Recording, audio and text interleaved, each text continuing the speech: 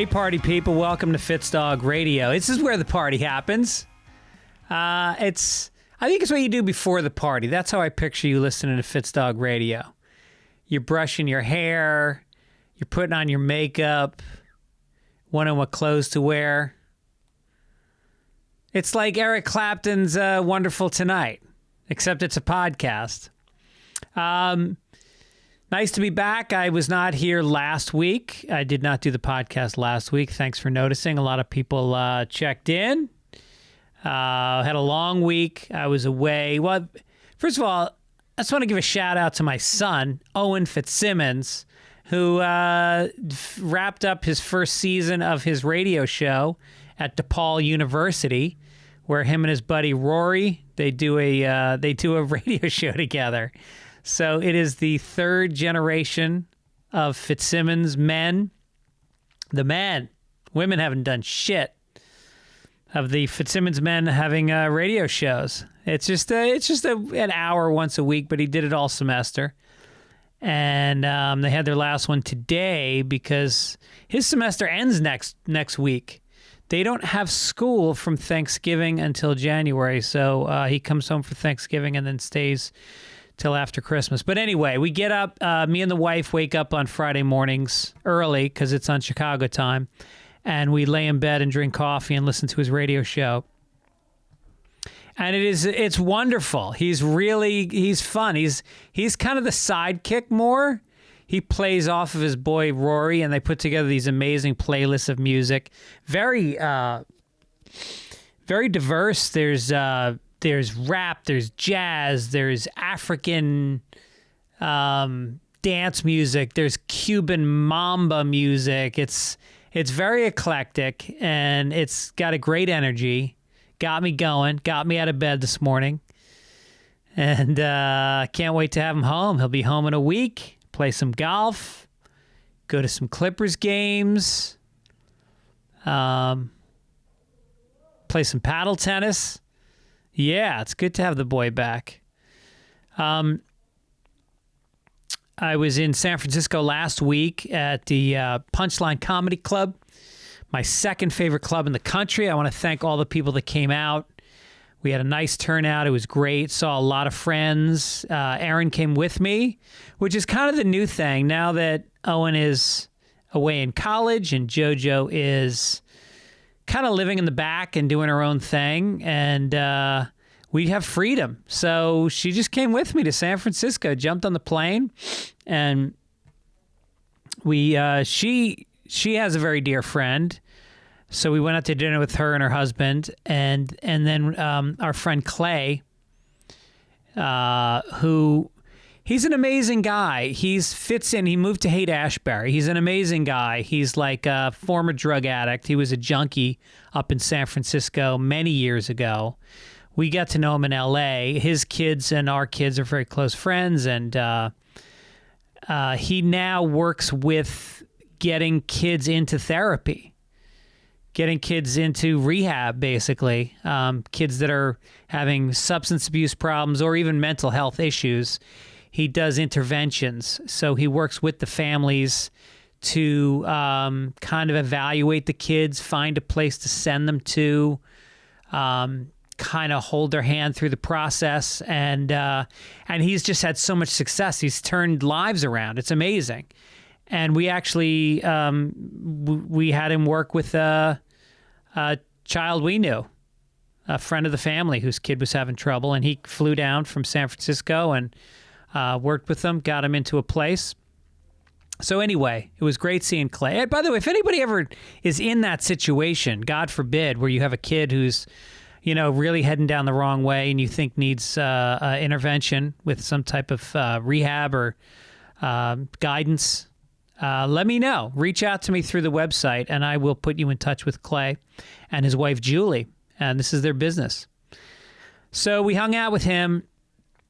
I did some shows, and the crowds in San Francisco are the best. They really are. It's just like somehow they've maintained their progressive bent without ever getting fucking sensitive. Like, you can still say racist, homophobic, horrible shit, and I get that you're kidding.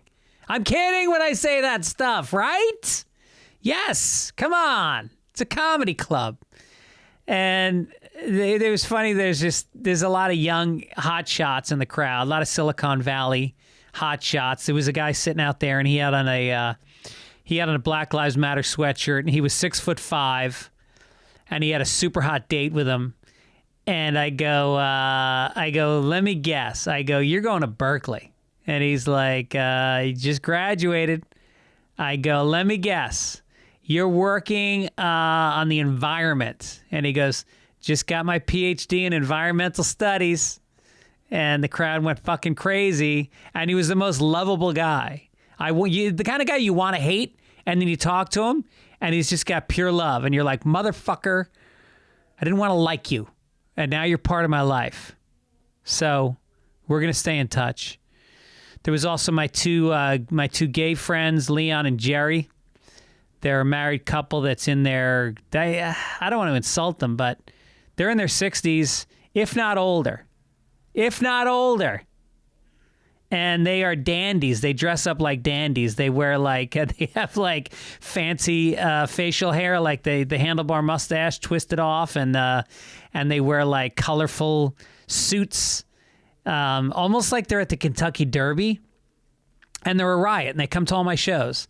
And then, so they came to see me Saturday, and then they came down last night. I was at the Comedy Store.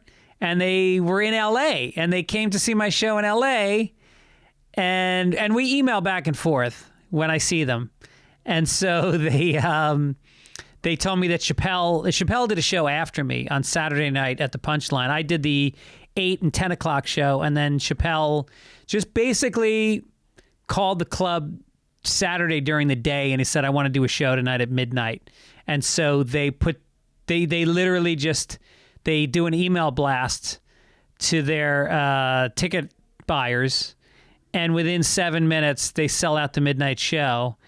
And then, so he comes down, and I bailed. And I talked to Jeff Ross that day because Jeff Ross is touring with Chappelle right now because he's living the life that everybody wants to live. He's either at the fucking Playboy Mansion or at the Super Bowl halftime party or at the Stones concert. Like wherever there is fun, there is Jeff Ross. And so he calls me up and he's in town. So I said I'd see him, but then I bailed. Aaron was with me. I had 2 shows. We went to dinner with friends early. We'd walked around all day. I was fucking exhausted, so I left. But then I guess Leon and Jerry said that Chappelle was on stage and he introduced me. Like he thought I was there and he wanted me to come up and do a set, but I was gone. And so they're coming to my show again tonight in, where the fuck am I tonight? Bellflower. There's a new club opening up in Bellflower, California. And so I'm out there. And that's about an hour away. But they're going to be there tonight. So, yeah, they're going to see the same shit. They're going to see the same fucking material. And the Chappelle show, apparently like the Wu-Tang Clan showed up. And Chappelle's posse is so big that they only sell 2/3 of the show tickets, and the rest of the third is his posse that shows up. Because he went to the Golden State Warriors game earlier in the night, and then the posse just rolled into the club. And they set up the green room. I'm in the green room. There's fucking bottled water and a bag of peanuts. And then as I'm getting my shit to leave, they're stocking it for Chappelle. And there's like all this top shelf, rare, expensive fucking liquor being brought in and all kinds of food. And I'm like, oh, motherfucker. What? Am I complaining? No. Do I deserve more? No, I don't. He does. I got to do some transsexual jokes. I tried one last night, but I think didn't go over too well. I saw Anthony Jeselnik last night. I saw him do 20 minutes, and a lot of it was really good, well-written transvestite material. So bravo. Hats off to him. So what else? We were in San Francisco. Oh, and one of the waitresses at the club, speaking of transsexual, is a transvestite. Transvestite or transsexual? I don't know. With a gun to my head, I don't know. I'll just say trans. She's trans. And had the mask on. So I didn't realize it was a transsexual, transvestite, trans, until I got to talk to her a couple times, and she's striking, like smoking hot body, clearly fake tits, but nice ones, and the rest of the body is smoking hot, beautiful face, and then I didn't realize until later. Wow, that's a good fucking good transition. Well done. You've transitioned nicely. Am I going to get shit for that? Am I even allowed to say that she's pretty? Not to my wife. My wife was there, and then we went for a hike on Sunday. And then we drove with Clay all the way up, stopped in Sausalito for a little coffee and a pastry, and then we drove to Mill Valley, where he knew about this great hike. And so it took us a long time to find it, to drive there. We park, we get out of the car, we take, I'm not exaggerating when I say a dozen steps onto the trail. Erin slips, and her wrist is about an inch out of place. She breaks her fucking wrist on the trail. It was terrible. Oh my God. And she was so tough about it, because we had to drive like a good half hour to get to a hospital. And which, by the way, great hospital. It was I want to get the name right, because I want to give them a shout out for doing such a great job. It was the Marin Health Hospital. Young doctor. He was a little young. First of all, we go to check in, and it's me, Clay, and Aaron, and they go, "You're only allowed one visitor." And I said, "Oh, we're a throuple." And so the lady goes, "Oh, okay, I understand. Let me check." I go, I'm kidding. But that's San Francisco for you. They probably would have let him in. And so we get in, and the doctor looks like he's about 17 years old, but seemed like he had his shit together. And then he took her arm, and he shot it up with painkiller, shot it the fuck up, like was digging this needle. He had like a sonogram on her arm so she could see where the break was, and he was jabbing the needle into it to deaden it. And then he grabbed it with both hands, one hand on her hand and one hand on her arm, and he twisted it back in place with like a lot of his body weight. It was pretty intense. And she took it like a fucking champ.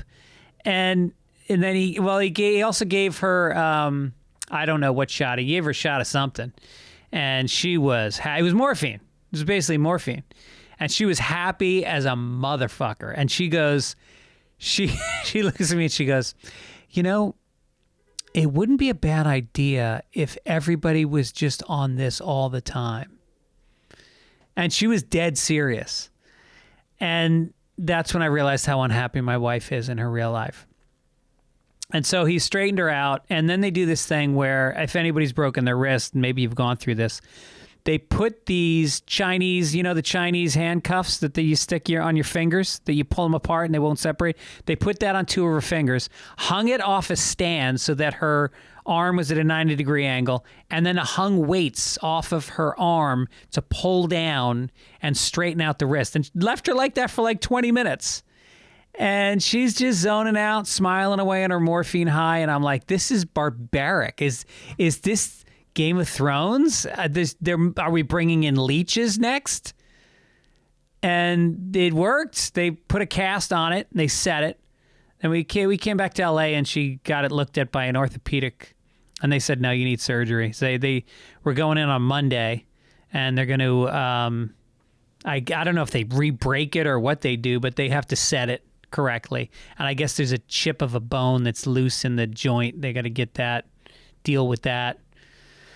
So anyway, it's been tough. She was great though. And then we missed our flight. So we ended up flying home at like midnight and it's tough for her to sleep, and I've been driving her around and trying to do everything. I'm not used to doing everything. I'm doing all the shopping and the cleaning and the cooking and making love to myself, which is a lot. I didn't realize how much she did, but I'm doing it by myself now, which I've never tried before. All right. Let's talk about it. Let's talk about your mental health. I have sponsors on the show that are really meaningful to me, and Better Health is one. As you know, I have depression. I deal with depression.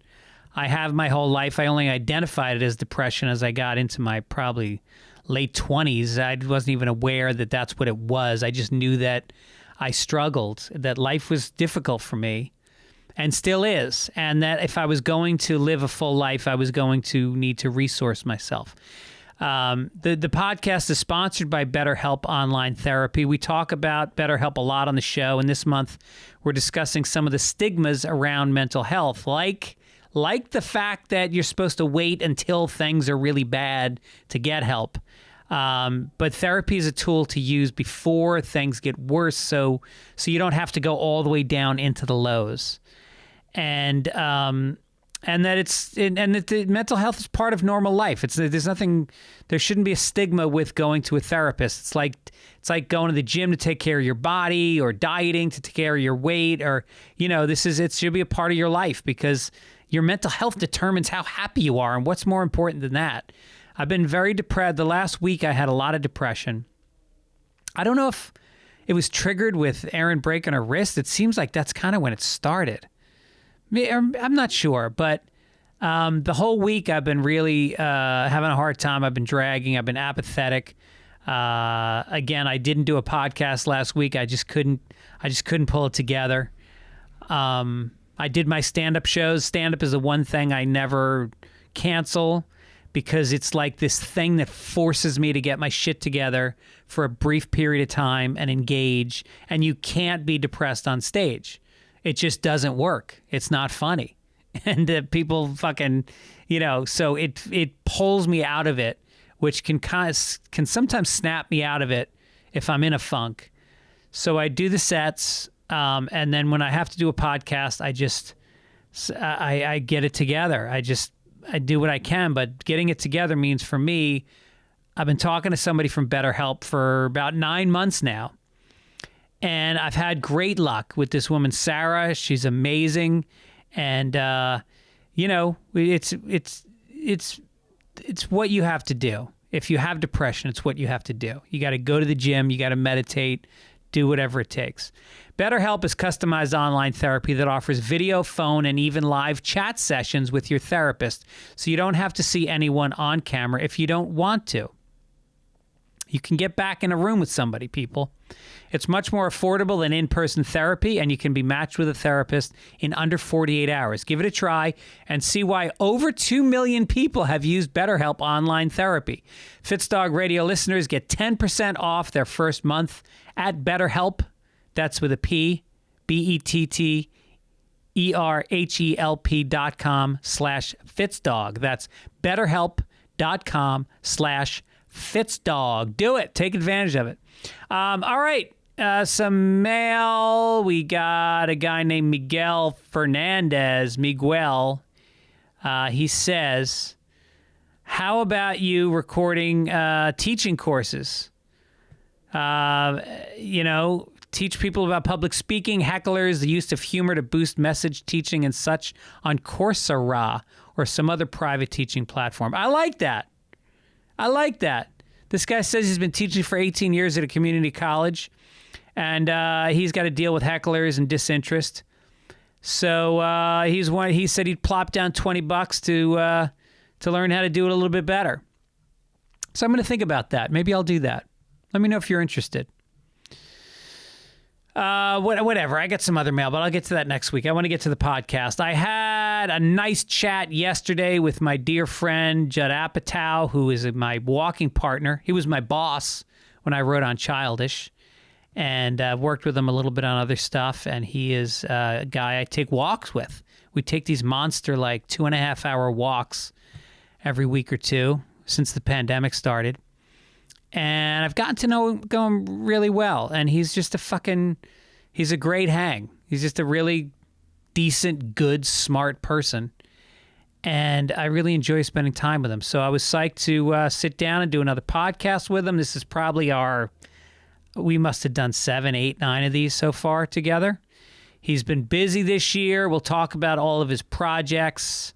He's got something going. He's got a George Carlin documentary. He's got something going with Billy Eichner.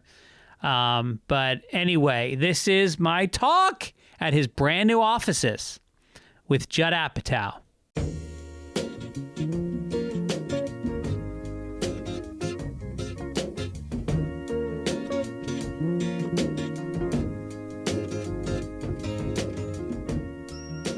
Turn you up a little bit. I so wish. No, I talk loud. All right, I'm good. loud. Although I wish you had a stand. I wish you had a microphone stand. That's how lazy I am. I was like, oh my God, I got to hold this microphone the whole time.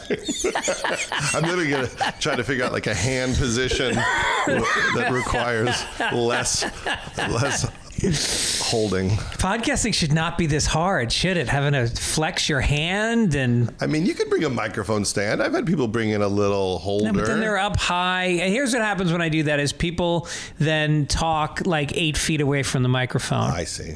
You're a stand-up comic at heart. You feel comfortable with that phallic power in your hand. Yeah, I have to switch gears into like a feeling like I'm holding the mic, like I'm on stage, like it's part of me. Right.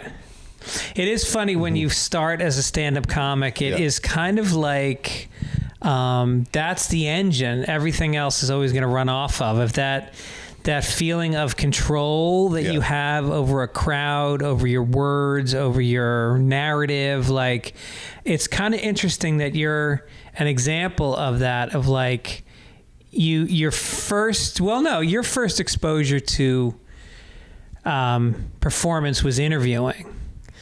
And then it was stand-up comedy.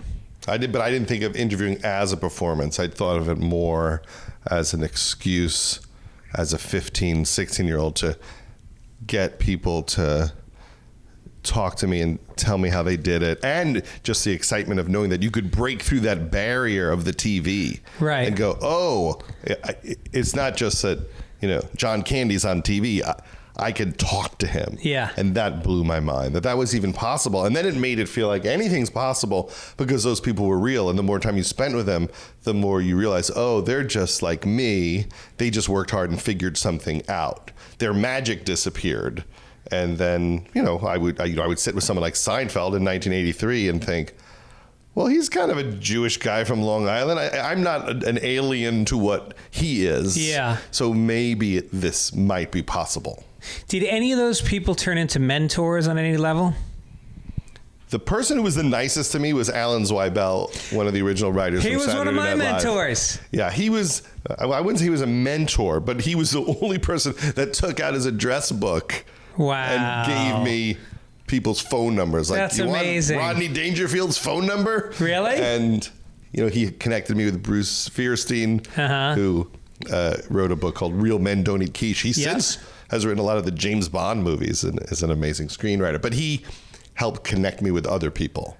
I was in high school and we had a project senior year. It was called Intercession. And you would pick, for 2 weeks during the spring semester, you tried to figure out what you wanted to do for a living, and then you explored that for 2 weeks. And so I decided I wanted to be a comedy writer. What year? 1984. Mm-hmm. And so my father was a member of the Friars Club, filled with your people, the Jewish people.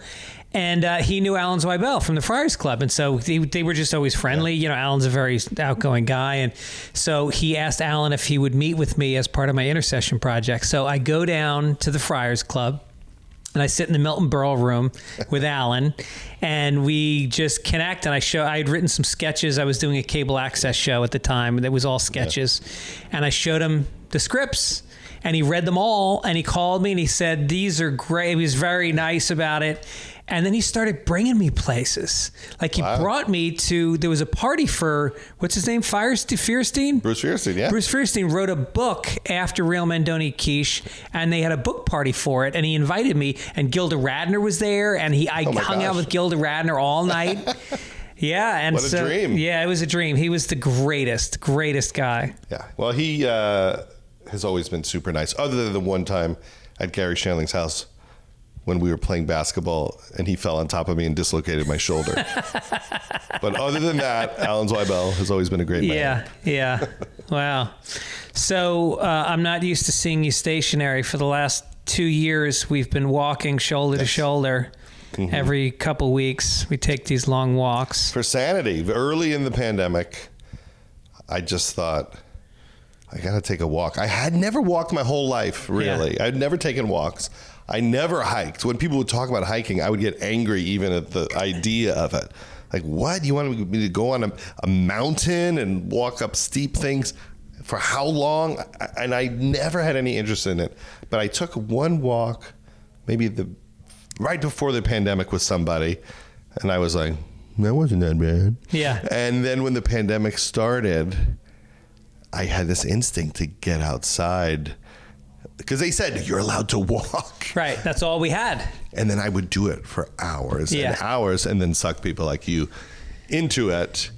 And then also started writing on the walk because the walks were so long. Yeah. I would just start outlining things just as an exercise to keep my head going.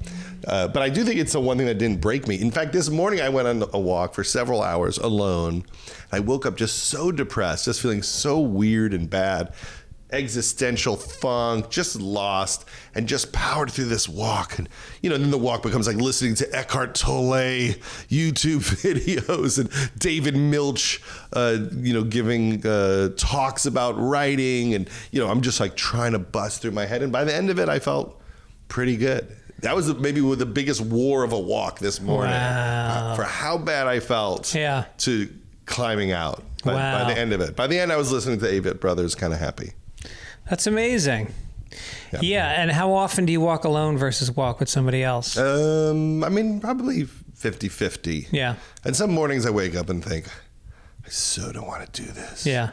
But there is something about getting outside and in nature and just getting your chemicals going. Because you think you're depressed because of life, but really sometimes you just have to kickstart some endorphins to get on track. Yeah, I think so much of life is that. And, as somebody whose inertia has been at rest rather than in motion for the last couple of years during the pandemic, like I haven't done what you've done. I walked into you were in your new offices here and you've got a conference table with pictures for a book that you wrote that you literally, and again, I've seen you at least a couple times a month for the last 2 years for hours at a time. You didn't mention that you were actually writing a book, I knew you were interviewing people, but I didn't know that it was officially for a book. Mm-hmm. Like your inertia is in action. And I think that that's the thing for a lot of people is that the action creates action, is that if you can just get moving, if you can just break through, whether it's a workout or whether it's writing a script. So what do you say to people who say they have writer's block? Who have writer's block? I think that I always feel that way, and it's always the same answer, which is you just have to give yourself permission to be bad. Mm. And usually it's not bad. It's as simple as that. Just get it down. I'm supposed to start the screenplay, and I'll sit there and go, just write all the slug lines. Uh-huh. And then maybe write all the descriptions and don't write the dialogue. Like give yourself permission to just get something down and then slowly. Well, do you do the outline first?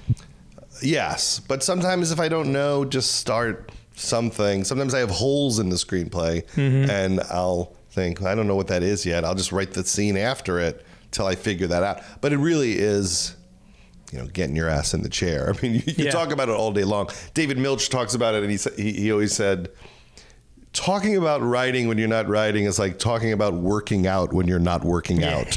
You're not working out, so why are you saying anything? So you just have to get your ass in the chair every day and just move the keys. And usually you're pretty surprised if you believe that your unconscious is bubbling with ideas. If you just start babbling, things start coming up, and you don't know why they came up, but usually there is a weird connection as to why you're thinking about something. And so you just have to do Anne Lamott, who has a lot of great books, but one great. Who? Her name is Anne Lamott. Uh-huh. And she has a book called Bird by Bird, but she just says, it's the down up theory. Get it down, then fix it up. Yeah. And that really is all you can do. I guess just vomit it onto the page and then figure it out. And when you're working alone, because I know I've seen you collaborating, obviously, like working on Crashing. I've seen how you draw people out. And I know that's your style, is if you find somebody that you're doing a project with, you're just a shrink. You just sit there and you ask them to go deeper and deeper and tell stories, and then that can spark you, and then it sort of becomes something. But when you're alone, is it just so much more painful than having, because that other process is just, it's not just you. Yeah, it's terrible. It's terrible sitting alone. I mean, that's why a lot of the time you think, can I get anyone else involved in this? I don't know how I'm going to sit here. You know, I wrote a movie during the pandemic that we shot called The Bubble with Pam Brady. And I just thought, I need someone who's kind of in a great mood, because I'm in a terrible mood from this pandemic. Yeah. And Pam is so hysterical. Yeah. But she's also really positive. Right. And I just thought, oh, she'll drag me through this. Yeah. And I never had this talk with her. I just, I'd meet with her and she was just so delightful and imaginative that it just put me in a good mood. Yeah. I couldn't have done it without her. Yeah. Separate from creatively, I certainly couldn't have. But just getting my ass to do it, I wouldn't have done it unless it was really fun to talk to her every day. But a lot of the movies I have written by myself, and I don't even know how it happened in retrospect. I can't even believe I could take the time and the focus to do it. I'm less and less inclined as I get older to do that, because it's just so lonely and weird, and it's a bummer. I'm like I said to Pete Holmes the other day, I just said, I so miss Crashing. I missed those writers' rooms. Everyone was so funny and we had such a great time. And, when you look back at it compared to other projects, you go, wow, that went really well. And we enjoyed it. And I was like, why am I depressed? I'm kind of depressed because Crashing's not happening. Like, it was nice to have a lot of friends around and something to talk about, and a reason to be in the comedy clubs and looking for people. And then it ends and you're alone in your room again. Yeah, right. I know that thing just had inertia. It had such a nice rhythm to it. And also that HBO is such a nice network in terms of notes. They don't note you to death. And so you don't spend, I've written on shows where you spend 30% of the time writing and 70% of the time dealing with notes from the network. Yeah, which go till 4 a.m. Sometimes it's just working and they know it's working, and you're not in this painful struggle where they don't get it. There's nothing worse than when people don't get it. Right. So if someone doesn't get it, you're just in a life or death struggle every day to not ruin it. Yeah. In your attempt to make that other person understand or feel heard. Should we throw them a bone? Yeah. Should we make this change just so they'll feel like we're listening? But will that ruin it? Can we take the note we disagree with and somehow have it turn into something that we love? And that's always the thing. When you could take a bad note, find a way to make it help your thing. Yeah. And then, was it a bad note? Right. Because that's happened too, where you're like, this note's terrible, but it led you to something great. Almost like your wife saying, hey, let's go see this play. And you're like, no. And then it's a good play. Exactly. Or like when your wife says you're an asshole and you realize you are an asshole and you should work on it. That's a good note. It was a tough note to take. And I danced around it for a while, but apparently it was the right note. And I don't think we should have more note sessions. I get it. I don't, How much, because a lot of the problem with writing is second guessing yourself. And in this climate, and especially your role in this sort of more diverse world. I think a lot of the shows that you've written and produced and been a part of are part of this, awakened world. How much do you get stuck when you're creating of thinking, oh, we can't do that, or this character is too misogynistic, or this, as opposed to just, this is a character who's a bad person and I can let it breathe? I haven't had a big problem with it, because I think, if people have negative qualities, it should be serving the story or the piece in some way. And then if it's organic to a world, people don't mind. The weird thing is if someone's awful and you're not really acknowledging that it is awful. But you can have a jerk treat everyone terribly and do everything that's bad that we're talking about. But are they the hero? You have to punish of your piece? Yeah, you got to punish your bad characters. Well, you have to be aware of it. I mean, you know, when I look back at certain projects like Superbad, which certainly walks the line, people debate some of the aspects of it sometimes. We were very aware that it was about two kids who felt powerless, who dealt with it by being really cocky, mainly, you know, Jonah's character. And it was a cover for terror. Mm-hmm. And we always felt the audience got that. So when he would talk about getting girls in the worst possible terms, you knew he couldn't get anyone to like him, that he needed some sort of a beating. He needed to learn a lesson about how you treat people. And that's what the point of the movie was how would you learn how to like yourself, how to be kind to other people, how to connect with women in a healthy way. And you probably only can teach the lesson because you're honest about how awful he is. Like, young people get the lesson because you didn't hold back and it wasn't bullshit in the early stages of it. And that's when I think it works best. I mean, that movie, the premise of it was maybe we can get some liquor to this party and get with these girls, and because we brought the liquor. Yeah. And then in the end, everything goes wrong, and they realize that only when they respect the women do the women show any interest in them. Right. The movie ends with them literally buying slacks at the mall with the two women that they like. Right. And then suddenly you realize, oh, they made a connection, because everything else in the movie was bullshit and a gigantic mistake. Not what you're supposed to do at all. But they did need the beatdown to figure it out. Sometimes I feel like the characters I see depicted, especially on network TV, are never allowed to be bad enough that the punishment comes in and teaches you the lesson. You know, that they're, I mean, not that I watch a lot of network TV, but sometimes I force myself to watch it. And, you know what's good on network TV? Jimmy Kimmel. Who I've always, tuned in here and there, but lately I've gone on a tear of watching it, and it's like, what he does on network TV is so organic to who he is. It's opinionated. It's political. I don't think it's heavy-handed, because I think the comedy always comes first. There's never a pedantic moment where there's not a joke that gets you through it. Well, he, has evolved as a person. He has kids and a family, and he cares about the world. Yeah. And he expresses his true feelings about what's going on. And a lot of times he's brokenhearted or he's disgusted, and you feel like, hey, he means this. Yeah. He's not doing this to get to this joke. Right. This is his opinion, and he's finding a way to passionately express it and also hilariously express it. Yeah. And it's a really hard thing to do. And it takes courage, because the second you start doing that, maybe you lose a quarter of your audience. Sure.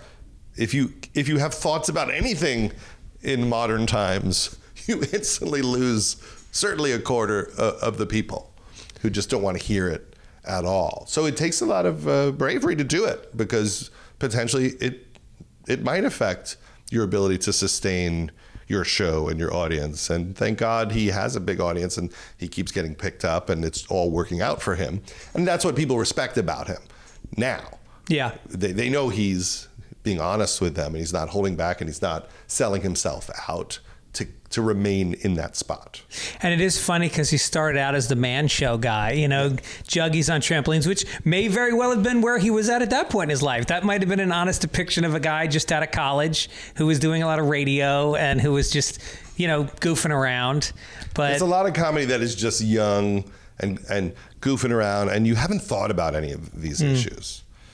Right. I mean, we are on this earth for a certain amount of time, and in each stage we pick up something, and in certain phases we haven't thought about it yet. Yeah. I mean, when we think about the writers' rooms that we've been in, and for years you'd be in a writers' room, and it would just be like 10 white guys and straight white guys. Yeah. And it wasn't just that, it was that no one even really thought there was anything weird about it.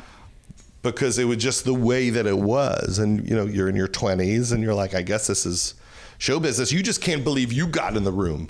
Yeah. And that's really all you're thinking about is, thank God I have a job. Right. I have health care. And then one day you realize, this is weird. Yeah. And then you get older and you're like, oh, this is awful. This is like really wrong. And so the business has, woken up a little bit about that issue. Certainly not enough.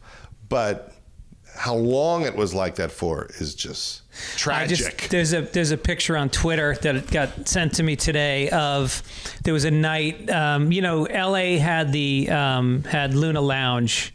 Luna Park or Luna Lounge?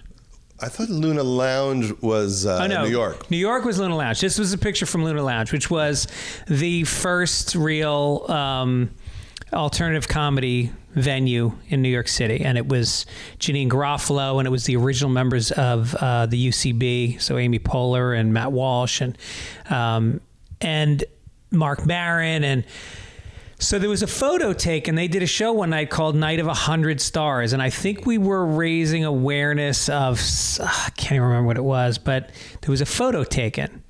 And they put it on Twitter, and I looked at it. Every single person's white. Out of 100 people, they're all, and this is supposed to be the liberal, progressive, woke version of comedy. And really, that's the thing that's a little weird about it, is like, you see people, you look at the lineup sometimes of some clubs, and people post them and they critique them. And but the truth is, until very recently, the alternative rooms were way whiter than the mainstream rooms. And that's only starting to catch up. I mean, at the Improv where I started in the late 80s, it was still, pretty bad. Yeah. It was a pretty white night, and then Warren Thomas. Right. And it took a long time to change. That's why when people get mad about people being upset and fighting to change things, you realize they're not really tuning into how awful it was for how long. And of course it would enrage people, because it's like that way, because on some systemic level, the system is not working at all. It is excluding people. And even the people that would be thrilled to have it be diverse aren't tuning into, this is really wrong. Yeah. And something that we're doing here is wrong, but they don't know how to change it. They probably haven't thought about it. Like, would I change it? How would I change it? And maybe people need to know that they're allowed in, they're welcome in some way. But it, takes a lot of people to say, this is bullshit. This is craziness. Yeah. And it's great that it's changed. And every time, like, we've had a show where, say, HBO says, half of your writers need to be diverse now, which wasn't a rule before, or half of your directors need to be diverse now. The show always gets better. It just always gets better. And there may be people who are mad and they're like, I can't get a directing job. I used to be able to get so many. Yeah. And probably they're not the best of the directors, because the best ones probably still are getting them, or maybe a hair less. Yeah. But you have to create those opportunities for people, because the system will not do it unless a company like HBO says, seriously, you have no choice. You have to, half of this has to be diverse. And a lot of people get mad about it. Yeah. And I guess I understand that on some level. This should all be a meritocracy. Yeah. But yeah, I guess on some level, but the system has made sure certain people couldn't get in for 100 years. Yeah. So you have to change up how it works. Right. Right. I know, because you could, again, it's the lip service versus the actual seeing the changes happen. And people complain about the award shows, like the Emmys was just very white, but it's like, it's not going to happen overnight. I mean, there has to be a pipeline where people are being introduced into lower level writing jobs that'll then turn into showrunners, because you're not just going to suddenly snap your fingers and go, oh, well, half the showrunners are going to be doing award-winning work right out of the gate. It's going to take a minute. So, yeah, so I applaud it, and I think that for me it's definitely harder getting a job, but I also realize, like, I had it good for a long time, and I am in a position where I can still hustle. Sure. I'm sitting here in a boardroom. Yeah. You're doing a podcast, and I'll be doing spots this week.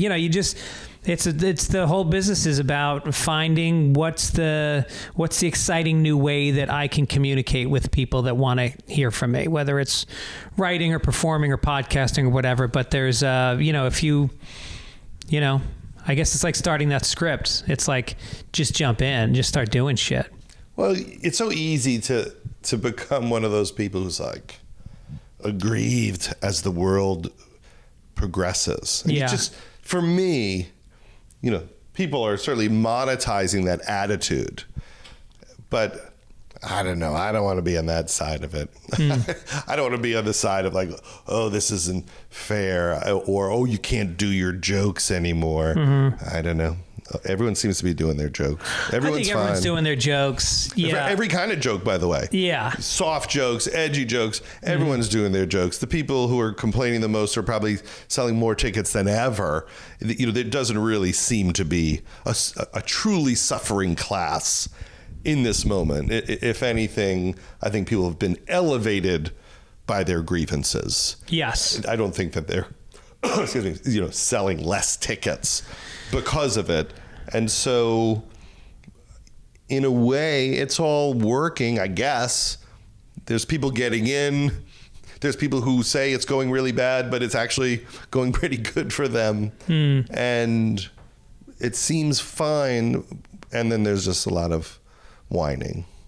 It is interesting because we are the petri dish, entertainment, because it is so, you can see exactly the award shows and you can look at the numbers on staffing, and that doesn't go to how many middle managers there are at Bennigan's and, how many the dock workers union are there. Is there more, diverse hiring going on there? Because it's almost like we are the forefront of what people are seeing in change, and then you hope that trickles down into other places. Sure, I had a big meeting this week at one of the studios, and I was the only man in that meeting. Mm-hmm. With all the executives. Yeah. And I thought, well, that's pretty cool. Yeah. I mean, it was great. Pretty cool that you're in the meeting. I'm glad I got in. I mean, I think it's fascinating. There are certain comedians, they just say, it just makes it more fun to figure out how to do your joke. Like, you have to look at it like it's fun. Yeah. Like if it's TV in the 50s and there's certain rules, there were people, they just figured out how to be riotous with those rules. And the rules change and you just go, all right, well, how can I say what I want to say and slip it by and be proud of what I'm doing? Yeah. Yeah. So I want to ask you about, I just hung out with some billionaires recently, and you're not a billionaire, but you're doing good. You're doing good. The billionaires, they're good people. They're good people. And there was one guy who was at the table, and it's a friend of mine I went to high school with, and really sweet guy, and he was a goofball in high school, and nobody ever took him seriously. And then he went to Wall Street and he started a hedge fund, and he turns out he was dyslexic in high school, which is why nobody thought he was smart. But he was a numbers, he was always a sports fanatic and always had numbers in his head. Sure. So he's got this $4 billion hedge. He's worth like $1 billion. And so I went out to dinner with him and his billionaire friends. And I hope you paid the check. As a joke, I kept grabbing for it. Not really. They pay attention. Yeah. Like, don't pretend that I'm not paying for this. Yeah. And do they even appreciate it when you do, to make a point? But those are the guys that literally do want to get the check, not like other people who are right. Write it off. Sure. Not only do they write off the check, they write off the entire trip to Los Angeles. Had dinner with Greg. Yep. That's why I was invited. Writes off the private jet. Yeah. Everything. You just made that guy $80,000 with that one dinner. Yeah, this summer, right? This past summer we were in New York and we were going upstate to see some friends, and that kid, he's got a estate out in the Hamptons, and he's like, bring your family out. And I was like, we really can't because we have to go upstate from there and it's the wrong direction. He's like, take my jet. He goes, you just take my jet. And my kids were like, we're going on the jet. I go, no, we're not going on the fucking jet. Well, to some people, like, the jet is like having a minivan. When you're that rich and you have a jet, and any morning you can wake up and go, been to Russia today? Yeah. Like they have a flexibility of movement that is crazy. What's great is when they take advantage of that in a fun, positive way, you know, and you actually do fun stuff. Like I have this fantasy that if I ever hit the lottery, I would take one calendar year and I would plan it for 1 year and then I would do it the next year, which is just get the private jet and just hit every great event in the world for a year. I have that, but only for 10 days. Like I would say on my walk today, I'm like, I think I want to go to the Rock and Roll Hall of Fame. And I just kept thinking, would it be weird to just not on a private jet, clearly Roll Hall of Fame. I've never been there. I want to see it. It's the greatest. You've been there? Yeah, many times. Every time I work Cleveland, I go back. I'm such a nerd for that. But think about it, like Mardi Gras in where is it, in Rio? Burning Man. Every major sporting event. Tour de France, Oktoberfest, Chinese New Year. Some sort of thing they do in a country where they cut the tips of their penises off. That one's tough. It's tough to get the tickets to that one. You can on StubHub. But do you belong to any clubs? You don't seem like a club guy. I'm not really a club guy. You never join any clubs? No, I mean, I belong to a place where I can play tennis, and then I go there like once every 3 years. And I feel guilty all the time, and my wife's like, "Why do we belong there?" And I'm like, "I might go. Right. I might do. If we don't belong there, I definitely won't do it." So I've got a tennis option, but no, I'm not a big club. Never got into golf. I have never been the type of husband that could say, "I have a hobby that will take up half the day on the weekend. I've been gone all week working. But on the weekend, I will also leave to put on shorts and hit my ball." I can't. I don't have it in me to even think I could get the shift. But now, you know, my kids are out of the house. Could I get the shift? Could I learn to play golf? The one time I really tried to play golf, around the time I was, early 30s, I took a lesson in Hawaii, and I hit a lot of balls, just like hitting balls. But I didn't stretch. I didn't do anything to prepare physically for the act of golf. And then I did that for a while. Then I went and took a tennis lesson, swung the racket 2 times, herniated my disc. No. In bed for a week, surgery. Really? That, in addition to Dennis Miller. Yeah, that's probably more significant than Dennis Miller. Yeah. Wow. So I'm afraid to go again. Yeah. I'm afraid to swing hard. That and Allen's Y belt screwing up my shoulder, they're all interconnected physical problems. You're a mess. Yeah. So let's talk about, you've been busy with some movies also. Yes. The Bubble. You shot in London, and if I understand it right from what you told me, your wife had gotten a TV show in London starting in January, February. Mm-hmm. This was in the summer. And then you said, well, I want to go too. I'll just write a movie, sell it, cast it, and just go in January. You know how many filmmakers would tear their eyes out to know it was that easy? Well, it certainly was a moment where I thought, well, no one is going to make anything right now. Is there a way to make something safely? Yeah. And I thought, what would Christopher Guest do? Can you make one of those movies that have like a really small cast? So I thought, well, maybe you can make a movie about like a bunch of actors stuck in a hotel trying to make a movie in the pandemic, and they're making a flying dinosaur Jurassic Park type movie. This is the 6th sequel of it. And then the whole movie's just in the hotel and on the soundstage. I only really have 2 sets, and I'll make it small, and it'll be safe. And England is completely shut down. I mean, there's nothing open but like pharmacies and supermarkets and coffee shops. The entire time we're there, we're not allowed to hang out with the cast after work. But then the movie just got bigger and bigger until like we were shooting Jurassic Park, and our dinosaur scenes got bigger and bigger, and now we're working with Industrial Light and Magic, and it became a little bit more of an epic movie. Yeah. But I certainly saw the opportunity to do something really creative really fast. Mm-hmm. And sometimes I think of it like TV. because sometimes when you work on a TV show, you'll do a table read on Monday and you're supposed to tape the show Friday, and it just eats it at the table. And you literally go back in the room and go, I think we have to start from scratch or close to scratch. But you know what? You do it. And sometimes that show on Friday is incredible. Yeah. And so I tried to think of it like that, like your show of shows. I used to do an hour and a half variety show. Hour and a half. You know, with not many commercials. Like, and live, right? Or was it taped or was it live? It was live. Yeah. And I thought, well, that should be enough time to think of some silly story and get it together. But then when it's done and we just finished it a couple of weeks ago, and you realize, oh, we made a movie in a year from thinking of the idea to handing it in. You realize, oh, it's just a fever dream of madness, that you're having a nervous breakdown in the pandemic and you dealt with the terror of it all by obsessing on a stupid dinosaur comedy. Yeah. That's what made you survive. Yeah. Like normally you would never have the energy to do it. Right. But it was either that or just like watch the news all day and be horrified.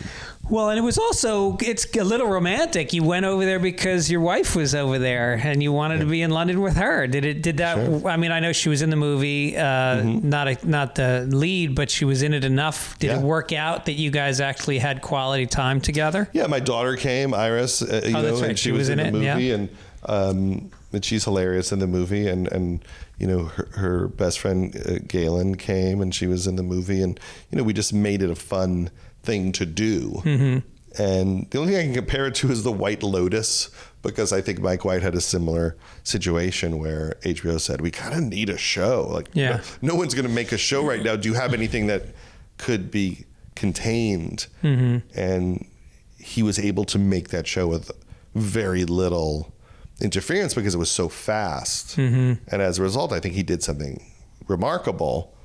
But sometimes that only happens because there's so little interference and it's moving so quickly that you get a pure thought. It's almost like when you do stand-up and somehow for 15 minutes, you just start improvising your act and it all works. You just hit flow and you're in your groove. You can have that with a movie or a TV show. Me and Feig had that a few times on Freaks and Geeks where a script wasn't working and we would just sit on the phone and rewrite it at night, and we would go, oh wow, that's one of the best ones. Yeah. And we wrote it in like 90 minutes. Right. Because we just had to quickly fix everything. We had no choice. Yeah. So it kind of calls your bluff on all the like writer's block really is it's a convenience.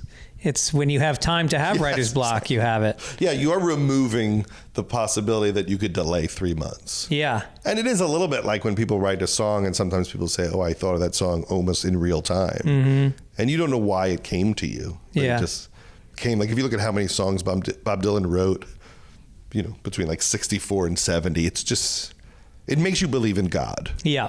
Because it doesn't make sense. Right. That it happened. And what I'm saying is I can do that with dick jokes. Dinosaur dick jokes. Right. No, but it's a little bit like the Friday Night Late Show in Green Bay when it's nothing's working and the staff is loud taking drink orders and there's people heckling and you start flushing all your material because you know it's not going to work and it becomes like I got to scramble. I got to somehow make this work. I got an hour to go. Like that Bill Hicks album. There's that Bill Hicks album. I don't know if he's in Pittsburgh or somewhere. And the first half of the album is just him not doing well. And then slowly turning on the crowd. Yeah. Ferociously attacking the crowd. And winning them back. Like he hates them so much. But then somehow wins them back. And then it's the most incredible set you've ever heard. Right. Because there was just nowhere else to go. Right. Yeah, and I think it's like maybe that changes how things move forward. I mean, budgets are smaller than they used to be, and maybe that budgets are smaller, shoot times are smaller, and and the quality doesn't suffer very much. I mean, I haven't seen your film yet. This all remains to be seen. Yeah, right. The end of it could be, that was terrible. What the fuck Judd's talking about? We kind of need an end to this story, don't we? That was like a half thought out piece of shit. Who knows? We don't know. Do you know at this point, like in your experience of making films, like this point where you're done editing and it hasn't been reviewed yet, like how how's your batting average of knowing how it's going to be received and how it's going to do? Well, receive now is different because this is for Netflix, so I don't have that same thing where will people pay money to see it, because in the theater there's do they like it, does it play, and then there's a separate thing which is will they leave the house to go to it, right? And sometimes you make something that's great and they're just like, well, I'm not leaving my house for this, I'll watch it on TV when it comes, and that's happened a couple of times. But usually how I know if I like it is at the end of the process, you have to watch it constantly. You have to watch it to adjust the colors. You have to watch it to mix the sound.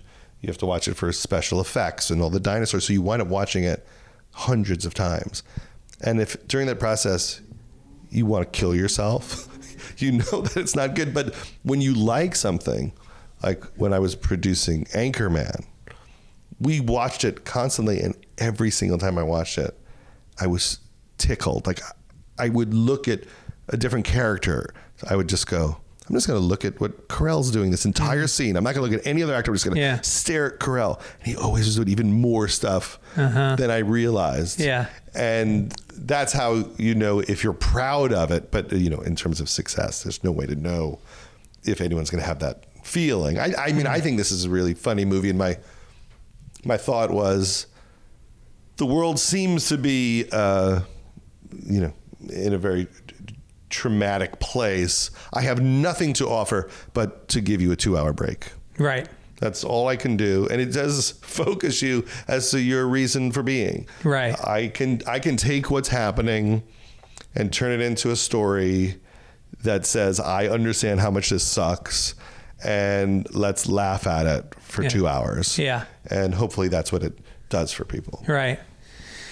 Yeah, it'll be interesting to see like how anxious people are to see material about that. Yeah. Because with stand-up, I find it on any given night, there's nights where I do COVID material and they're like, this is what we want to. And there's other nights where they're like, look, just can you get to the dick jokes a little bit faster? It's like when you turn on like Law and Order and suddenly someone's wearing a mask and you're like, change the channel. Yeah, right. I don't want to see this shit. Yeah. And we tried really hard to be aware of that while we made it. Yeah. So that it didn't feel like homework, that it was always going hard at jokes and there was no suffering at all in the movie. But I do understand that. Certainly there are days, you know, where I just go, I can't hear about any of it, even the light stuff. I mean, recently I've been thinking, would it be possible to not watch the news for a year? Because I feel like even scrolling through a feed is painful and messes with you. Yeah.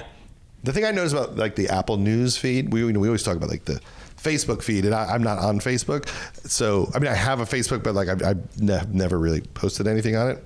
But I'm on Apple News feed, and it's all just murder for the most part. Yeah. Like every fourth or fifth thing is the most horrendous murder you've ever heard. Yeah. And when we were kids, we wouldn't hear that much. Like if you watched the news in New York, you know, it was pretty much about local politics and Ed Koch and maybe a mafia story and a robbery. And if there was something heinous, they really didn't get into the details too much. But if you just scroll through the feed, it is, you know, it is full on like Friday the 13th shit. But is that learning what you want and giving it to you, or is the Apple News feed the same for everybody? I think that's for everyone, because I've certainly thumbed down a lot of those, and they keep coming. And by the way, it's like People magazine. Yeah. It isn't, you know, what it used to be, National Enquirer or something. Yeah, you know, People is the one that broke. My wife works in a doctor's office, and I make her bring home the People magazine every week at the end of the week. And it is, there is a section for grisly murders. And there was the one about that family in South Carolina where the guy was a lawyer and his son was a lawyer. The Murtaughs. And he paid someone to kill him. Yeah. We think. We don't know. I just watched several like Datelines or 48 Hours about this because I can't get enough of it, which is funny because I'm complaining about it on my feed, but every night at 10 o'clock I will watch 2020, 48 Hours, or Dateline. Really? For some reason, right before bed, we like to go to sleep to that. Wow. I don't know why, really. I feel like there's something, and I think it's why it's popular. It just makes you feel like your life is okay. Yeah, that's true. I don't know if you consciously think that, but unconsciously, you can go to bed. Usually the person's arrested by the end of it.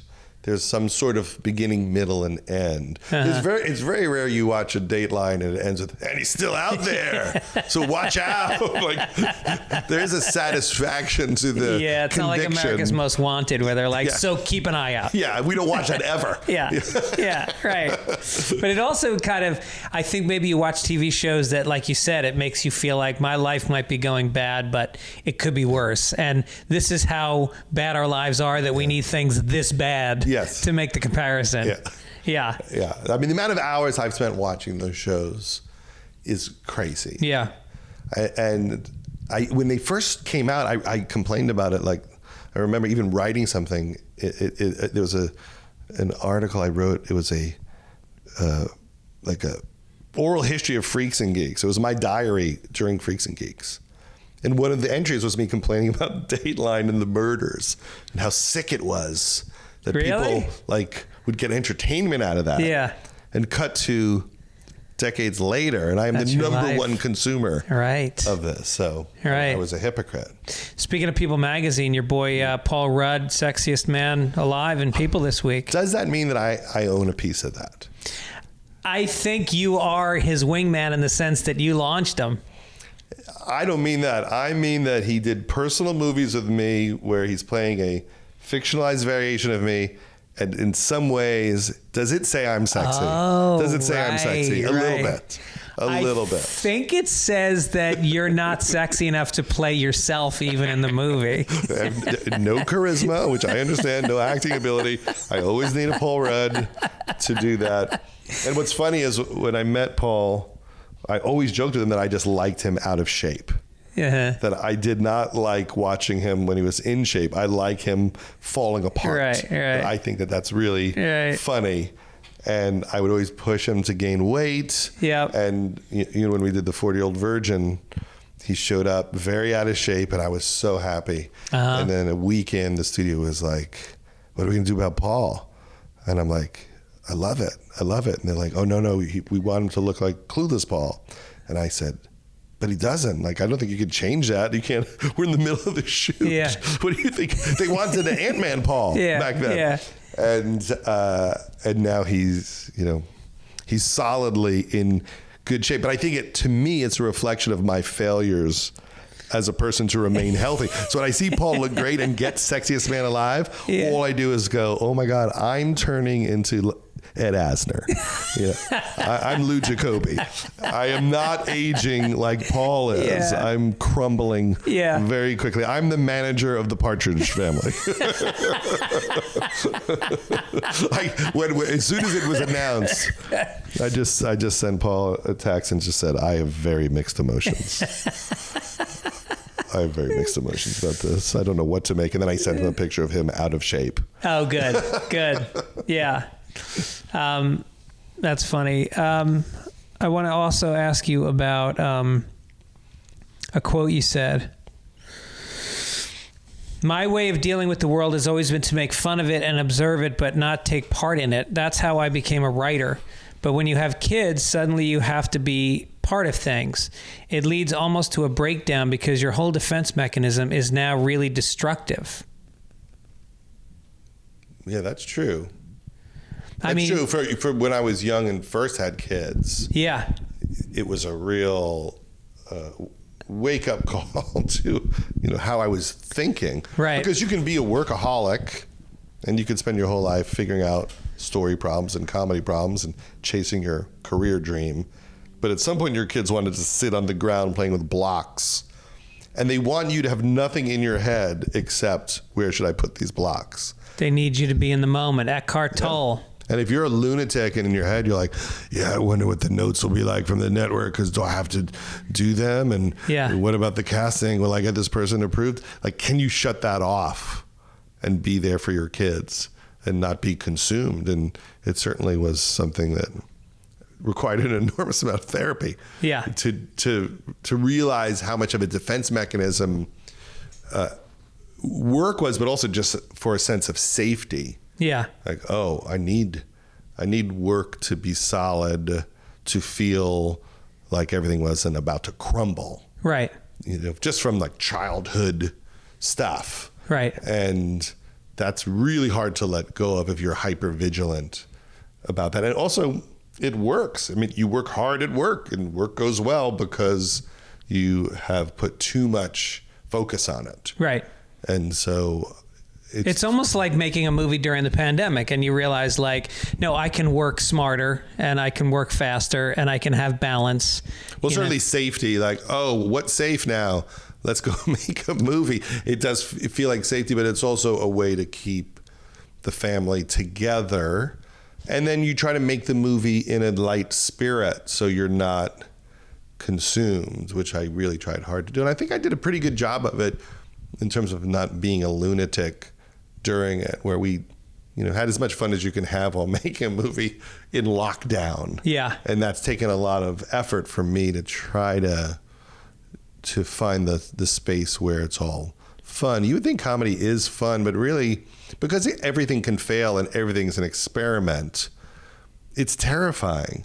And, I think we've talked about this. If you're a band, you can just play your greatest hits, and, the show's going to go fine, as long as, you play Live and Let Die at some point during the show and Yesterday. Yeah. But for comedy people, whether it's a story or your act, you're expected to give new stuff all the time.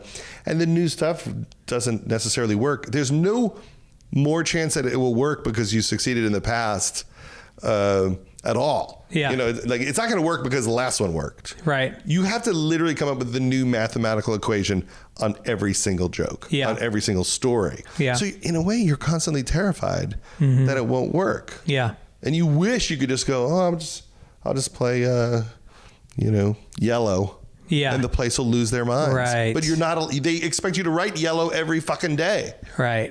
And that's what's so exciting about it. But that's why it consumes you, because you're on the verge of failure every time. And it's amazing when you see somebody like Mel Brooks, who at this age, and Rickles to the end, like they still want that energy. They still, and it takes a bravery. Like, I watch young comics sometimes. Like, I've been watching this guy, Moses Storm. Mm-hmm. Like, some of these young guys that are just filled with testosterone and creativity and bravery, and the juices are flowing, and he goes on stage and puts the mic down and walks in the crowd, and you go like, oh yeah, I used to be like that too. Well, there's a madness of youth. Yes. And arrogance that you have to have, especially in comedy, that you just will not survive unless you have that. Right. You have to think, you have to listen to me.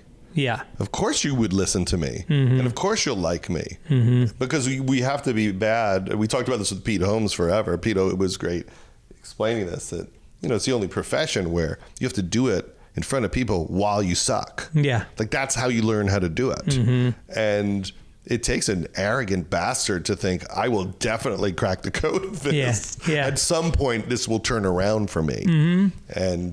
And not just career-wise, but like in each joke, like to go on stage and be doing new material, it just takes, oh my God. And I think sometimes I go through periods when I don't write, and I realize it's because I'm scared and I need to have fun again. The only way out of it is to, and you do that one new joke, and all of a sudden the fun comes back, and it reminds you that it's just keep taking that risk, keep having fun. Well, you figure out what your point of view is, and suddenly a lot of stuff starts working because the point of view is clear. I feel like post-pandemic, I lost my point of view completely.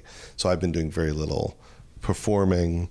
I've been doing some Largo nights, which is fun, but I mainly talk to people on stage. I haven't been really writing a new set because I truly cannot figure out if I'm angry, sad, cynical, melancholy, surreal. I don't know what my feeling is about Earth right now. Yeah. I think I used to have some sense of, when I'm on stage, I'm expressing how I am experiencing my everyday life. I'm just going to tell you about it. Mm-hmm. And a lot of it is someone just trying to figure it out. Like, okay, that's enough of an attitude. I'm just trying to figure it out moment to moment. Yeah. But now the world has been so intense that doesn't feel right to me. Yeah. Befuddled or whatever the hell it is isn't an attitude for this moment in history when stakes are so high and so much is going wrong. Yeah. But yet I'm not really angry. which is a great comedic point of view. Right. I'm not that angry, and I'm probably more bummed, and I can't figure out how to make that funny, because that's not funny either. Right. And I don't know what the middle is, and I'm not going to reinvent comedy in this moment. So I keep thinking it's just going to occur to me, and then I'm like, well, maybe I'll just write another sitcom pilot, because I can make someone else angry. Well, but that's the thing, is that the angry voice is, like you said earlier, it's attracting its audience. There are a lot of people that are, because anger is the emotion that you go to when you're not sure about the one you're really in, because you can always engage with anger. Well, it's hurt. Anger's hurt. Right. Right. It's a cover. Yeah. And that's why it's fun to watch someone express it for you. Yeah. Can you believe this shit? But did you do Bill Burr's voice? I wish I was angry like Bill Burr. Yeah. I wish I watch him. Yeah. He, couldn't be funnier, couldn't be more passionate. We've talked about it. You watch him on the side of the stage and you're like, man, his energy's just something to be marveled at. And he has very strong opinions about things. So it's very organic and pure. And he's so smart, and it's very human. And what I like is it's sneakily compassionate. In its own way. And I just don't feel that way. I just want to get in bed and eat Oreos and knock myself unconscious. To have that fight of this is fucked up. Yeah. And here's why. Yeah. I so don't feel that way. I think that if you look at it in the macrocosm of politics right now, the right is feeling the anger and they're motivated and they're active, and the Democrats have PTSD and they're kind of crawled up in bed eating Oreos right now. And we lost that last election, and I think we're going to lose the midterms because we're not going to be motivated to go out on the street. Well, ultimately, government, is a bore, right? What government really is. How do you get shots in arms? And Trump was great about I'll leave that to the governors. Hope they don't fuck it up. Don't fuck it up. Yeah. And he found all these ways to just avoid the mechanics of government. And Biden, he's just trying to figure it out. So he's like, he's all infrastructure. Nobody gets excited about infrastructure until the fucking bridge falls on your head. Yep. Right. And so we know our country's falling apart. The grid's falling apart. And he's like, let's fix it. And maybe that pays off for people in 20, 30 years that the whole country doesn't fall apart. But it's not sexy. Yeah. It's not just saying the stock market's through the roof. And then we just feel that way all the time. It's interesting, the hypnotism of someone just telling you things are great. And telling you that things are going to be bad, which is what he did about Biden. There was so many quotes about this economy is we're going to go into a depression if Biden is elected. China is going to take over this country. Okay. There's going to be inflation. All the things that he said have not come true. Well, inflation started to, but for the most part, people are working and the economy's doing well. I mean, in a lot of ways, it's the same trajectory. And how could the economy not crash a little bit from what just happened? Yeah. You would assume that we all understand that, we all sat in the house for a year and a half. Wouldn't that affect how much money people have? Yeah. But I do think that all of it is depressing. The gears of government, if you're not trying to be a showman, you take the showman out of it and you're just well, how many people should we have guard the border? Yeah. Who wants to talk about that for real? Not we're scared of these people, they're going to get us, but no, let's have the real conversation. So what should the rules be for admittance? And then we all just change the channel and go, he's the worst. Yeah. But no, people have to figure a lot of this stuff out. He's a boring guy dealing with boring issues. It's the double whammy, is that he's not able to present it in a way that's exciting or sexy. Well, it's showbiz. I mean, I used to always say that I thought that the funniest candidate tended to win. And, sure. And for the most part, that's true. Biden was not funny, although he did have a little, put out older guy attitude at times. Remember that remember when him and Trump really just screamed at each other the whole debate? Yeah. And was Biden had no wit at all. It was just come on, man. You're the worst president in the history of the United States of America. You're a clown. It was the most witless debate of all time. Right. And I think that it is depressing because there's things to be fixed, and government doesn't want to tell you, hey, don't run your water so much. Mm-hmm. Maybe shut the lights. Like, they don't want to ask anything of people. Yeah. Because if you said to the world or to the country, shut your lights off, don't waste so much energy, a gas company says all the politicians, can you not say that? Yeah, right. And literally that's why we don't hear that. Right. And that's true for 1,000 issues. Yeah. And so, everything's bought off in small and large ways on both sides. Yeah. And it's really depressing to me. So I'm going to try to see if I can, even for a few months, like, would it be possible to look at nothing, TV or internet? Somebody will let you know if something really important happens. You always find out. Yeah, you don't have to read it. Yeah. It actually is exciting for other people because they've spent all this time reading their news feed and now they get to tell somebody about it. Because nowadays you read something and you go, oh, did you hear about the Colorado? Yeah, I heard. And there's no conversation to be had. You find out because you go home and your kids are in tears. Yeah. I guess something happened in the world. And you're going to tell me right now. Right. All right, listen, Judd Apatow, when your projects come out, we'll obviously mention. This film will come out in, let me guess. In the spring. Spring 2022. Yep. And then there's a film that you just did with Billy Eichner that you produced. That'll come out in the summer of 2022. Yeah. And then the documentary that you're doing about George Carlin will come out, I guess next year. I haven't talked to anyone about that. I'm going to have to make a call.